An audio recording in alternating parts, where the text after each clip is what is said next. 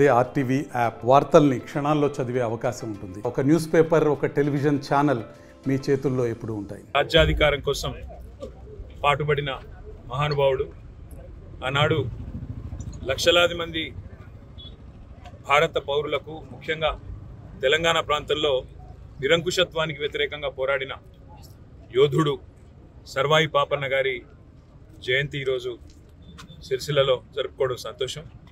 సర్వాయి పాపన్న ఆశయాలను కొనసాగించే విధంగా గతంలో కేసీఆర్ గారి నాయకత్వంలో ఆనాడు తెలంగాణ ప్రభుత్వంలో బలహీన వర్గాల సంక్షేమం కోసం, అందులో ముఖ్యంగా గౌడన్నల సంక్షేమం కోసం చాలా కార్యక్రమాలు తీసుకుని వచ్చినప్పుడు అందులో మనం గుర్తు కనుక చేసుకున్నట్టయితే మొదటిది, ఏ కులవృత్తి మీదనైతే గౌడన్నలు ఆధారపడి ముందుకు పోతూ ఉంటారో గ్రామీణ ప్రాంతాల్లో, దాని మీద చెట్ల పన్ను మొత్తం మాఫీ చేసి పూర్తి స్థాయిలో అప్పటిదాకా ఉన్న బకాయిలను కూడా రద్దు చేసింది కేసీఆర్ ప్రభుత్వం.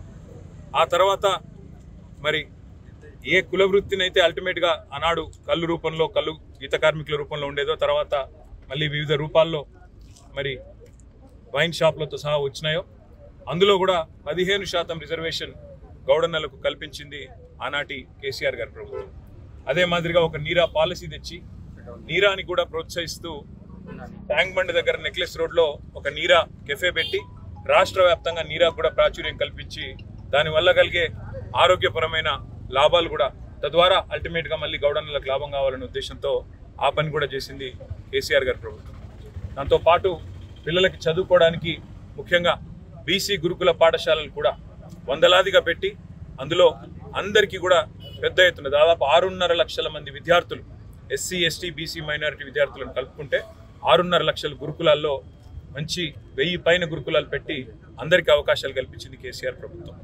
మరి ఈరోజు అట్లాంటి మహానుభావుడి జయంతి సందర్భంగా వారి ఆశయాలను కొనసాగించే విధంగా ముందుకు మా పార్టీ పరంగా, అదేవిధంగా మా రాష్ట్ర ప్రభుత్వానికి కూడా మేము చేసే విజ్ఞప్తి, ఆ మహానుభావుడి విగ్రహాన్ని తప్పకుండా ట్యాంక్ బండ్ మీద కూడా పెట్టాల్సిన ఆవశ్యకత ఉంది. మేము ఈ టర్మ్లో తప్పకుండా పెట్టాలనుకున్నాం. అదే మాదిరిగా ఒక జిల్లాకు కూడా సర్వాయి పాపన్న పేరు పెట్టాలని చెప్పి కూడా మేము కూడా మా పార్టీ తరఫున విజ్ఞప్తి చేస్తా ఉన్నాం.